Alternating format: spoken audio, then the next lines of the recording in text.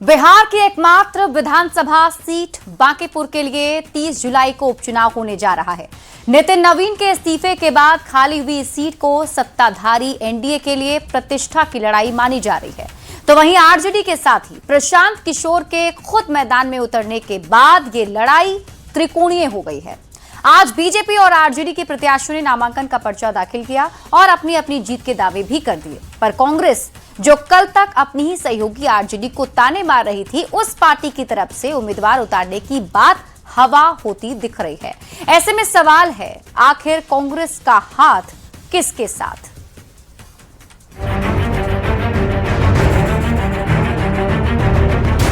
Bankipur seat के उपचुनाव की सियासी एक्सप्रेस अब रफ्तार पकड़ चुकी है। गुरुवार को एनडीए और आरजेडी प्रत्याशियों ने नामांकन दाखिल किया। एनडीए समर्थित बीजेपी प्रत्याशी अभिषेक कुमार सिन्हा उर्फ बंटी ने नॉमिनेशन फाइल किया। इससे पहले उन्होंने भगवान के दरबार में मत्था भी टेका, पूजा पाठ कर जीत का आशीर्वाद लिया। भगवान के साथ ही अभिषेक ने माता पिता का आशीर्वाद भी लिया। इस मौके पर उनके माँ बाप बेहद भावुक नजर आए।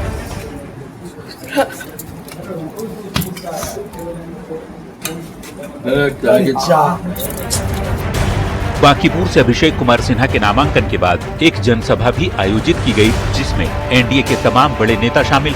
इस दौरान सत्ता पक्ष की ओर से शक्ति प्रदर्शन भी किया गया। सीएम सम्राट चौधरी के साथ डिप्टी सीएम विजय चौधरी और जेडीयू के राष्ट्रीय कार्यकारी अध्यक्ष संजय झा, आरएलएम सांसद उपेंद्र कुशवाहा के साथ ही बीजेपी सांसद रविशंकर प्रसाद सहित कई बड़े नेता शामिल हुए। अभिषेक सिन्हा पहली बार चुनावी मैदान में उतरे हैं। ऐसे में उनके सामने बीजेपी के राष्ट्रीय अध्यक्ष नितिन नवीन की परंपरागत सीट को बचाए रखने की चुनौती है। एनडीए की ओर से जीत का दावा मुख्यमंत्री ने किया है। पांचों पांडव मिलकर जिस तरह बिहार विधानसभा में 202 सीट जीतने का काम किया था, उसी तर्ज पर बांकीपुर के उपचुनाव को भी थम्पिंग मेजॉरिटी से जिताने का काम कीजिए। हमने बूथ स्तर पर अपने मंडलों में जाकर काम किया और पार्टी ने आज मुझे इस लायक सोचा, मुझे भारतीय जनता पार्टी का उम्मीदवार बनाया एनडीए का। पहले तो मैं सबका दिल से आभार व्यक्त करता हूं कि मेरे जैसे कार्यकर्ता को आज पार्टी ने ऐसा बड़ा मौका मिला है। एनडीए उम्मीदवार के साथ ही आरजेडी कैंडिडेट रेखा गुप्ता ने भी बांकीपुर सीट से नामांकन का पर्चा दाखिल किया। पार्टी के वरिष्ठ नेता आलोक मेहता, भोला यादव और रणविजय साहू नामांकन में रेखा गुप्ता के साथ मौजूद थे। अपनी जीत का दावा करते हुए रेखा गुप्ता ने कहा कि इस बार बीजेपी का भ्रम टूट जाएगा। पूरे सरकार को आईना दिखाया जाएगा और एक नया इतिहास लिखेगा बांकीपुर विधानसभा। वैसे 30 जुलाई को बांकीपुर सीट पर होने वाले उपचुनाव में नामांकन दाखिल करने की आखिरी तारीख 11 जुलाई है, यानी प्रशांत किशोर अब सबसे आखिर में नॉमिनेशन फाइल करेंगे।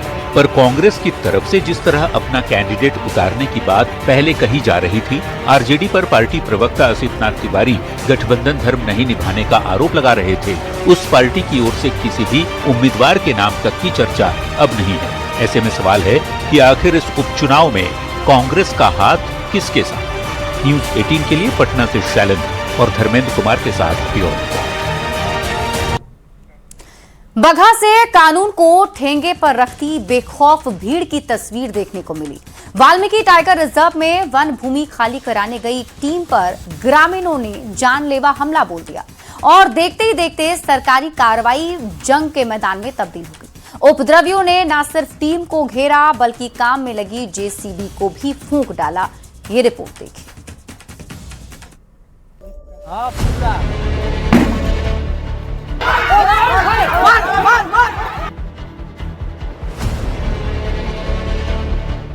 धू धू कर जलती यह जेसीबी और पुलिस प्रशासन को लाठी डंडे दिखाती यह खौफनाक तस्वीरें वाल्मीकि टाइगर रिजर्व के वाल्मीकि नगर वन क्षेत्र की हैं, जहां सरकारी जमीन से अवैध कब्जा हटाने पहुंची वन विभाग, पुलिस और प्रशासन की टीम पर ग्रामीणों ने हमला कर दिया।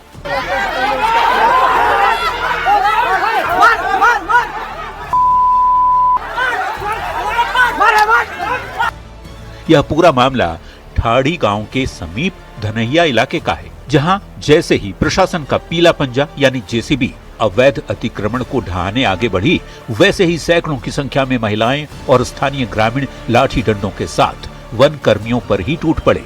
देखते ही देखते पुलिस प्रशासन बैकफुट पर आ गया।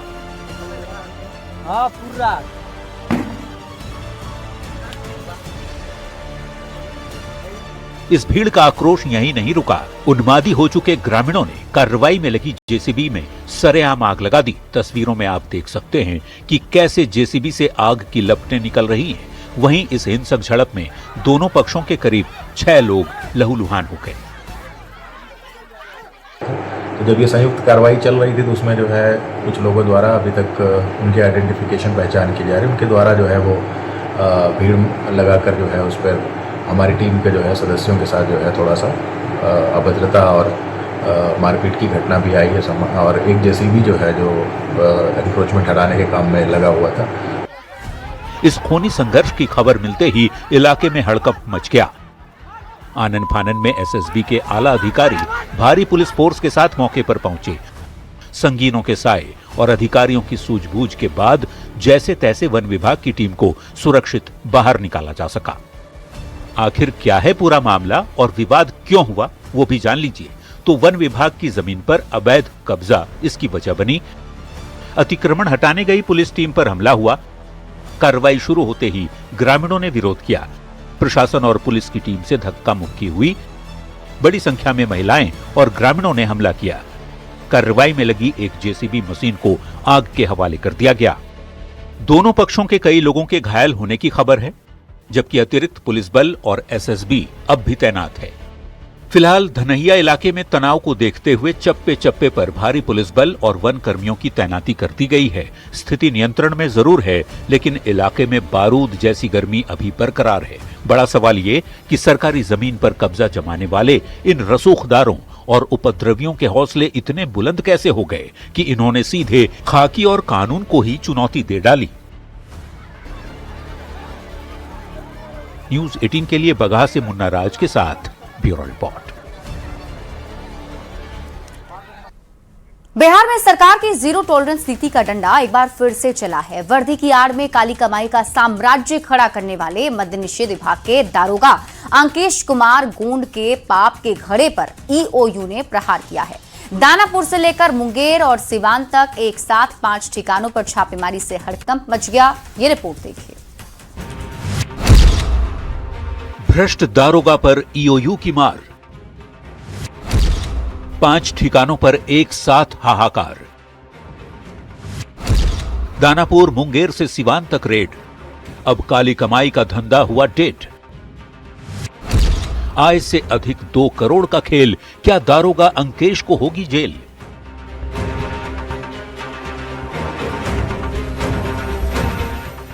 बिहार में भ्रष्टाचारियों की अब खैर नहीं। वर्दी पहनकर जनता की सेवा करने की कसम खाने वाले दारोगा जी जब खुद ही कुबेर बनने की रेस में दौड़ पड़े तो सरकार के हंटर ने उनका सारा गुरूर मिट्टी में मिला दिया।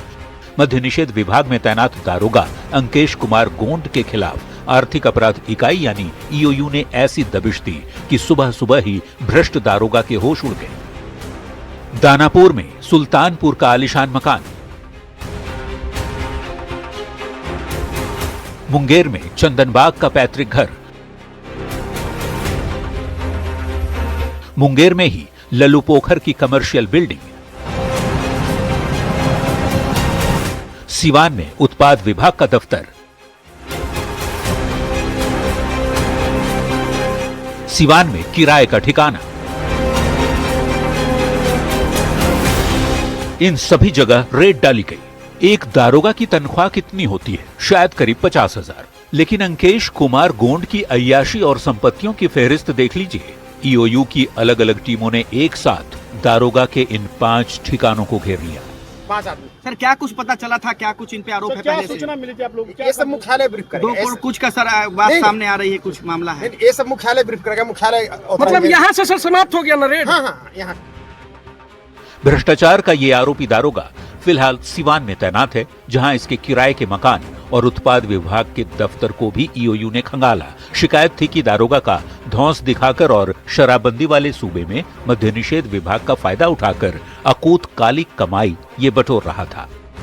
काली कमाई का हिसाब और जरिया भी जान लीजिए। वैध आय से ज्यादा संपत्ति कमाया, लगभग 2 करोड़ 36 लाख से ज्यादा की प्रॉपर्टी बनाई।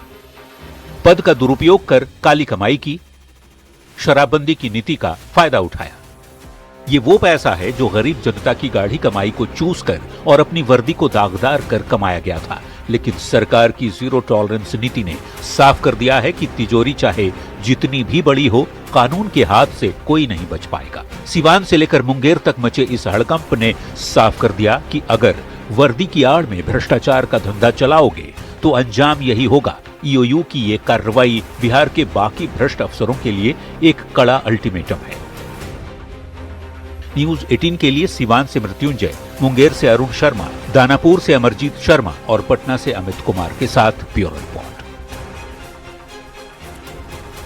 बढ़ते आगे और बात अगली खबर की। पटना सिटी के चौक थाना क्षेत्र के हरमंदिर गली में घर के बाहर खड़े एक युवक पर 2 निहंगों ने अचानक तलवार से हमला बोल दिया। इस खौफनाक हमले में युवक के हाथ की 2 उंगलियां कट गई। आनंद फानन में गंभीर रूप से घायल युवक को इलाज के लिए गुरु गोविंद सिंह सदर अस्पताल में भर्ती कराया गया, जहां प्राथमिक इलाज के बाद डॉक्टर पटना एम्स रेफर कर चुके हैं। घटना बुधवार रात की है, जो सीसीटीवी में कैद भी हो गई। घटना के बाद जानकारी मिलने पर पुलिस मौके पर पहुंची, दोनों हमलावर निहंगों को गिरफ्तार किया और अब आरोपियों पर कठोर कार्रवाई की तैयारी है।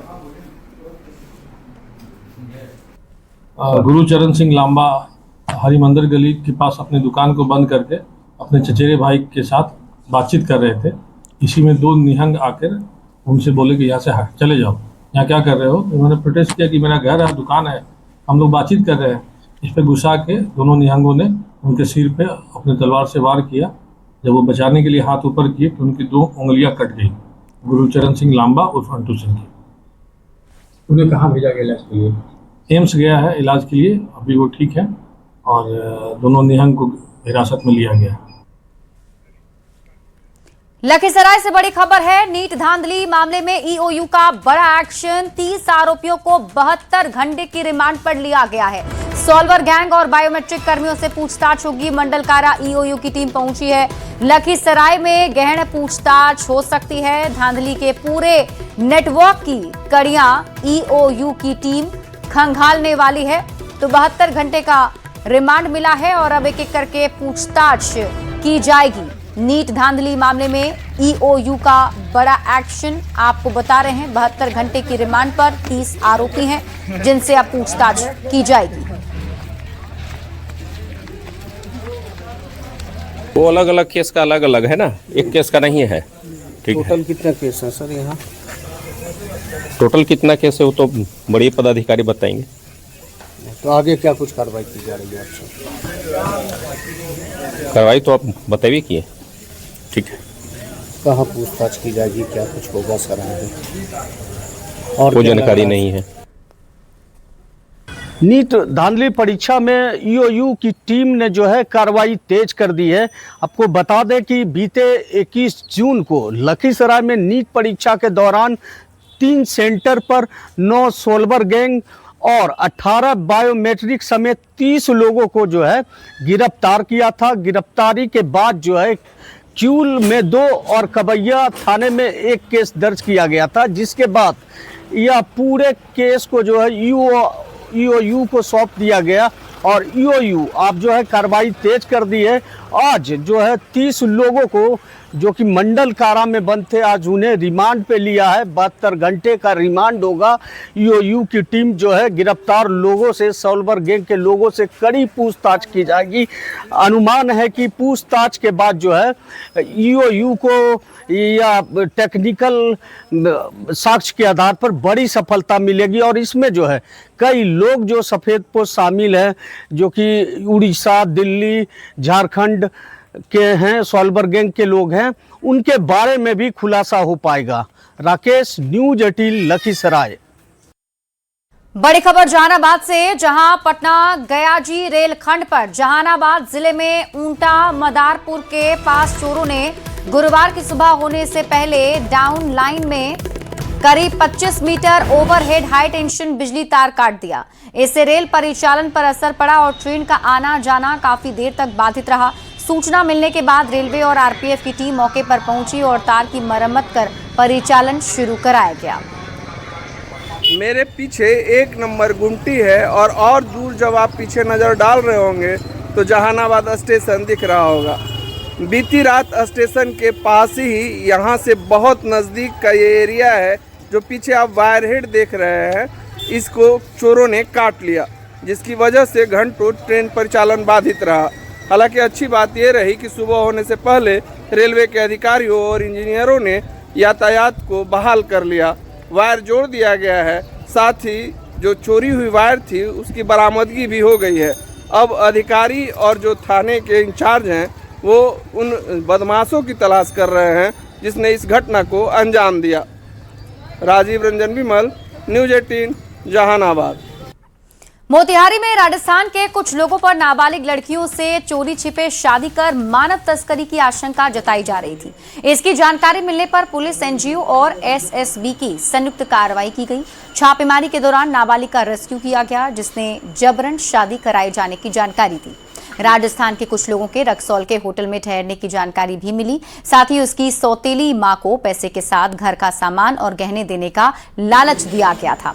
आगे की कार्रवाई करते हुए होटल से दूल्हा सहित 4 लोगों को हिरासत में लिया गया है। पूछताछ में जबरन शादी कराए जाने, मानव तस्करी और पैसे का लालच देकर गरीब परिवार को शिकार बनाए जाने की पुष्टि हुई, जिसके आधार पर आगे की कार्रवाई जारी है।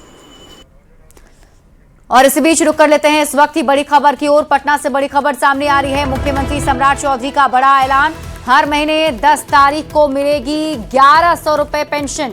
डीबीटी के जरिए खाते में पेंशन राशि भेजी जाएगी। और आपको बता दें 97.84 लाख लाभार्थियों को इस योजना का लाभ मिलेगा और 1423.94 करोड़ की राशि हस्तांतरित की गई। वृद्ध, दिव्यांग और विधवा महिलाओं को बड़ी राहत मिलेगी। केंद्र और राज्य की पेंशन योजनाओं का लाभ एक साथ लोगों को मिलेगा।